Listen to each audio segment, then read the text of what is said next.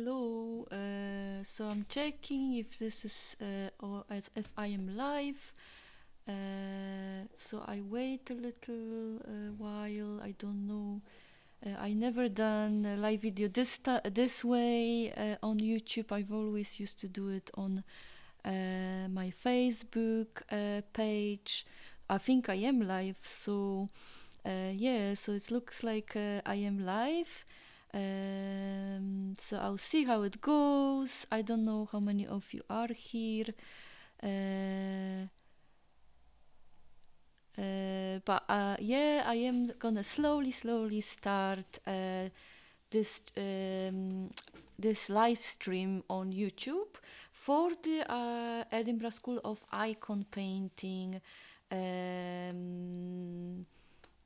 channel. So this is about iconographers blog or artist blog. They are very similar. I will explain. There might be a couple of differences, but they manifest in the same way. And it does happen to us on a regular basis. So every now and then, very regularly, depending. There are sometimes, maybe in your life routine, life circumstances, your mental health, the state of your mind. It can happen more often or a little bit less often. So just to explain, so this is Basia, Edinburgh School of Icon Painting, talking about iconographers blog. I am here talking from this channel, Edinburgh School of Icon Painting channel. Please do subscribe to our channel and like this video, comment on this video, even if you are not watching it live. We always welcome comments, your ideas, your input into the topic, so we can to create it together. So today I am talking about iconographer's blog, what it is. So this happens when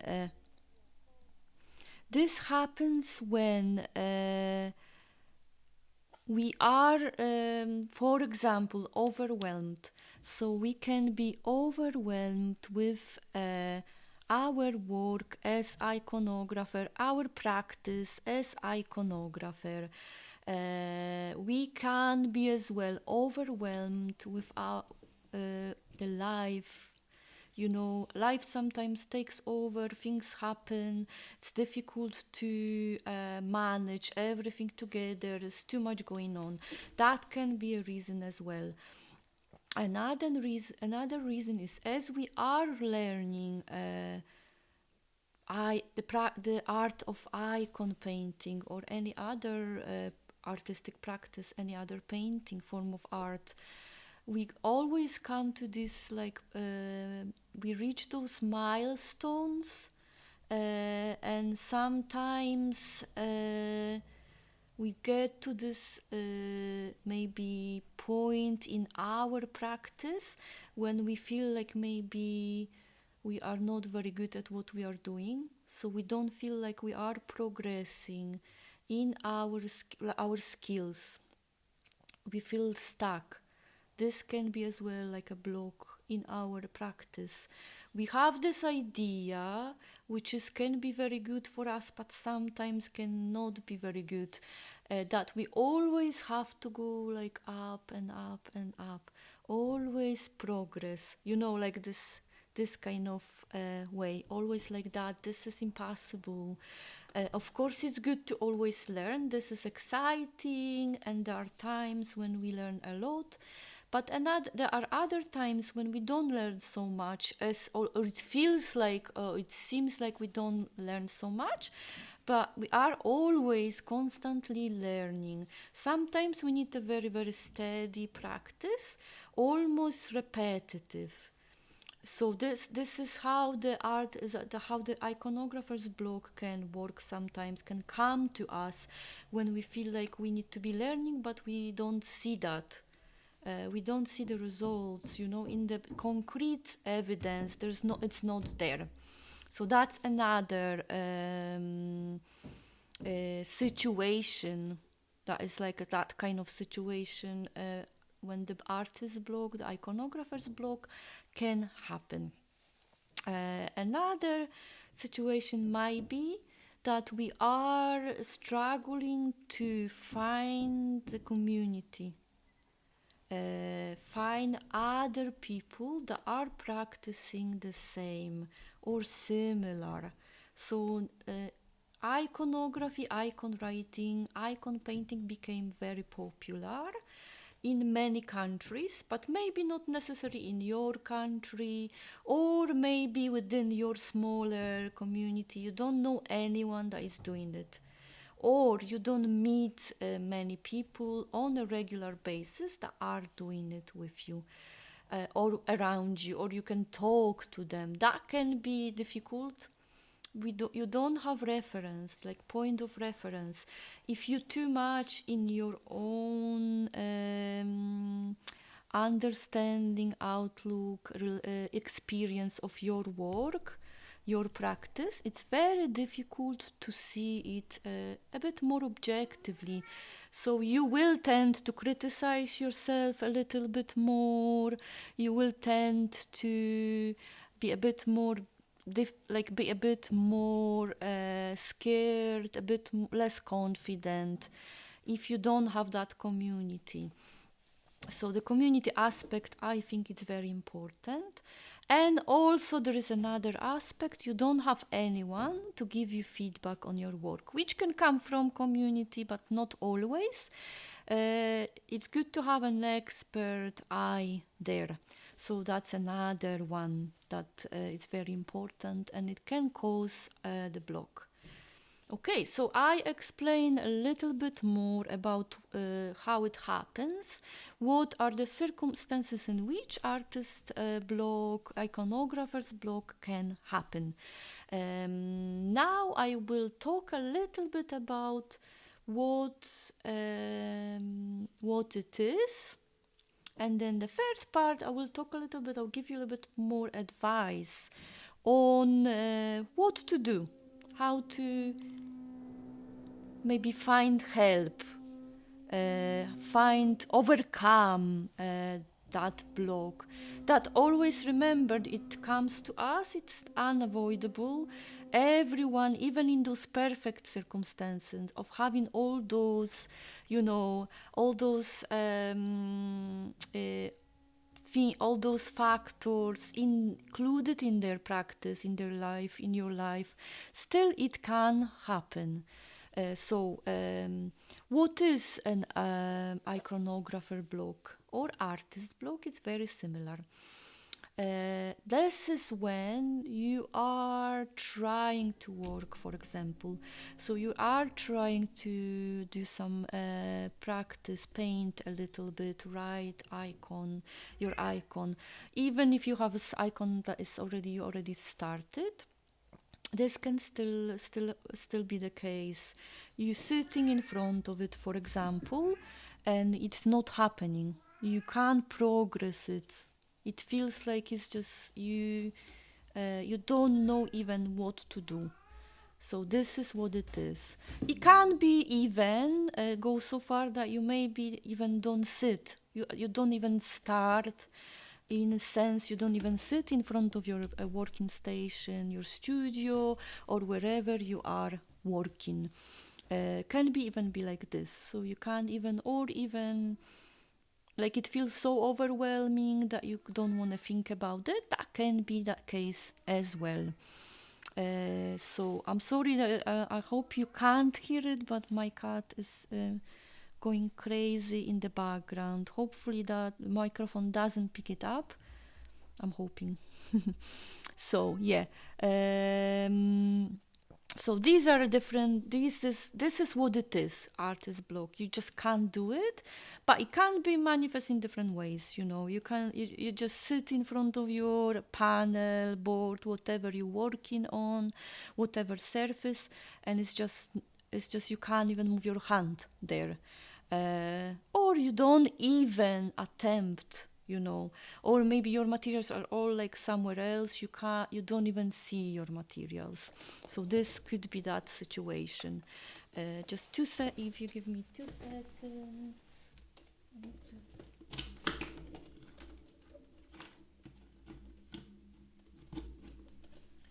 Sorry, I apologize, my battery wasn't connected. Okay, so this takes me gradually and slowly to that next part where I will talk about what to do.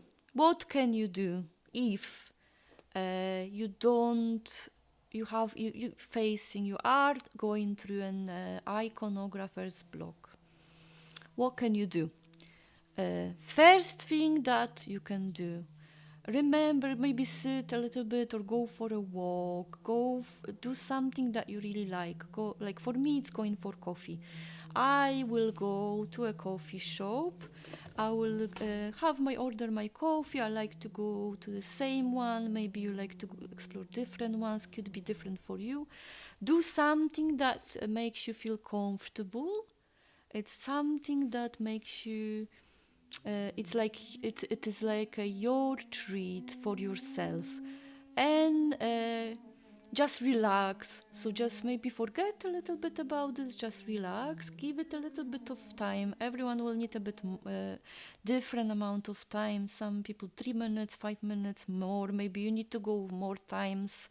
Just it's about looking after yourself and remembering that this is you're doing it not only to serve some sort of purpose.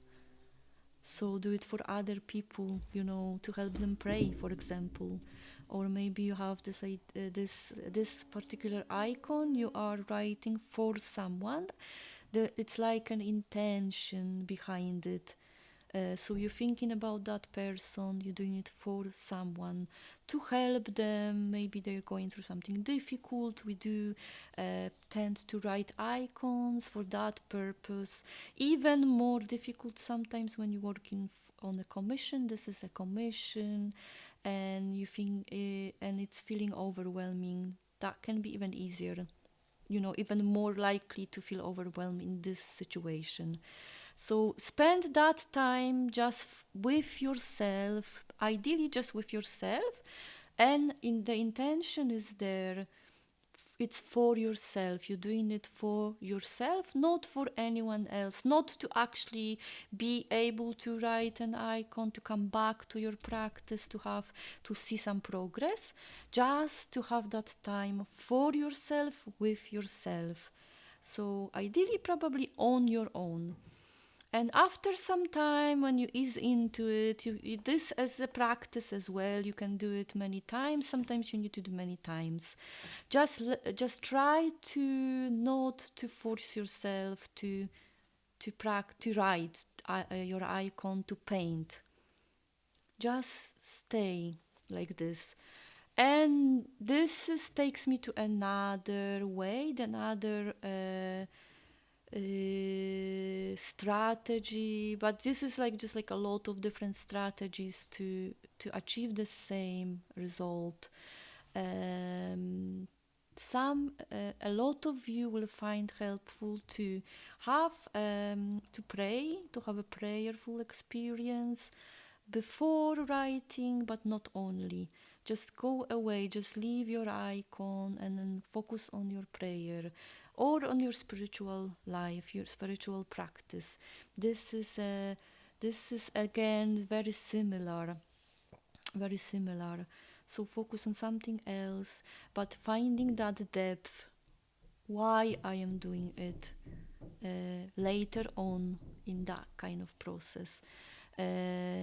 Next thing that you can do is just to talk to someone that is also practicing, or arrange a time with a group of people. Could be 2, 3, 4, as many as you can find, to have maybe like 1 hour a month, 3 hours a month, as much as you can afford. considering how many people in your area, but also how much time you have to maybe work together. So have the community, work with other iconographers, icon painters, or people that are learning iconography. Or other, it's probably best if it's iconography because you can advise each other, you understand what it is for you, but also the style, the technique, you can help each other. And it's very, even if you're not asking for advice from other people, it's very inspirational. It gives you a lot of inspiration, but also the energy that you share together. You know, that enthusiasm for the work, for the practice, for icon writing. It will come from other people. You can share this passion for this practice. You can, if even if you have a day when you don't feel it, it will help if you see it in other people, and it will give you motivation to work. So you will be easier to start painting again. So that's another one. If you can't do it physically in the place, what you can do, what I would advise you to, is to arrange an online one. So you can have like a Zoom meeting. In that meeting, for example, at the beginning, you can talk. So you can talk a little bit about what you're working on, about an icon that you're working on. You can arrange to have this like maybe prayer together. You can show each other your work, where you are. You can share images of where you may be what you're moving towards, what is the reference that you're using. People can give you advice, or just listen and then share where they are and their work, their icons. And then you can maybe have that time where you are all working on your icons, and then come back and talk again, and so on. And as much time as any one of you have, you can do it for 1 hour, 2 hours, 3 hours, up to you. And how frequent you know it needs to be, and you can't do it, how frequently. So this is another way to overcome a block, practice block, because you can help each other, and you can inspire each other. It's very, very good, helps a lot. Another one is to have a teacher, have someone that is guiding you through your process. Even if you already have a lot of experience, it's always very helpful to have someone that is maybe like your mentor, you know, and who you are learning from, who helps you with your practice, gives you the feedback, or it's just giving you advice how to maybe do some exercises that can help you with deepen your practice, advance your practice. So that's another way of helping you to overcome an iconographer's block. And another one is to try to practice very simple parts of the process, so very repetitive, maybe just practicing application of layers. So what you would be doing, you would be just applying brush strokes onto the surface, any surface, paper, panel, clayboard, anything, just to help you to get into the rhythm, the flow of the painting, feeling the material, feeling the brush, you know, holding the brush. So can be very physical as well. Focusing on the movement of the brush, not really thinking about my goal is to achieve something, so complete an icon, complete an image, have some sort of result. So that will help, and you can do it in so many different ways. It helps you to learn more, have a better understanding of the practice, the feel and the flow of the practice will help you to stop controls the process so much, and that's where the magic happens. Beautiful things happen. It's always difficult to you always lose it and gain it. I keep I find I keep losing it and then I gain it again. You can't have it all the time. Of course, the more you practice, the more often you will be in that space. And last one, I think, is working on an icon that you know very well. So icon that you painted, written many times, and you just do it again. You know the process very well. You do just repeat stages, step by step, without overthinking too much, without it being too challenging. Just do that, and it will help you to get into the process. Remember how enjoyable it is, because enjoying it is very important. You do want to enjoy it. So this will help you to remember how much you love the process, how rewarding this practice is. So, what is the most important message I think from me today is remember how much you love it. So, through all those different tiny, small, or bigger strategies, it will help you remember how much you love it. Remember how much you love it, how beautiful, how important part of your life this practice is. It will help you to just remember, I just need to be in the process. And if you are just in the process, it will help you to come out of or go through the block, and maybe even through practicing. Just at the very end of my stream today, it could be different time for any one of you. You could be watching a recording, so yeah, I can't really say tonight. Today, this was just to help you overcome the iconographer's block, and to remind you how beneficial, how beautiful, how loving this practice is, and how important it is. But at the very end, what I want to say, sometimes you just need to stop for a while. Could be a couple of days, could be a couple of weeks, couple of months. When you come back to it, you will really remember how much you love it. So this is the last advice for today.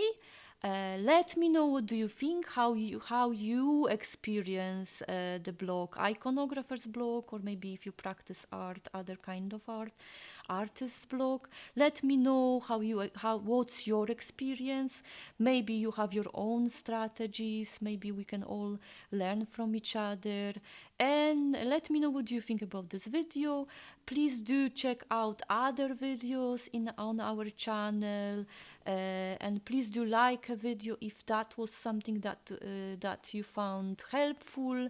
Leave a comment and subscribe to the channel. This was Basia Mindevich. Thank you for watching. Basia Mindevich, Edinburgh School of